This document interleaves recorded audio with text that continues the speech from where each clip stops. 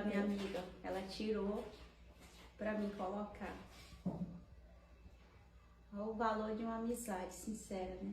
Não porque ela tirou o cabelo dela, porque ela fez de coração, mas ela sabe, né, da minha sinceridade, da minha amizade cá com ela. E também eu sinto o amor dela pela minha vida. Sempre senti.